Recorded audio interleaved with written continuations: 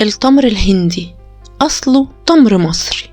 النبات ده أصلا كان بينمو في غابات إفريقيا، لكن بعض الأثريين بيقولوا إن مصر اكتشفت زراعة التمر من آلاف السنين، لأنهم لقوا البذور بتاعته في مقابر ملكية، وكمان لقوا التمر مذكور في وصفة علاجية في أقدم بردية علاجية كتبها المصريين القدماء، واتقال فيها إن التمر ده مفيد في علاج ديدان البطن وآلام المعدة.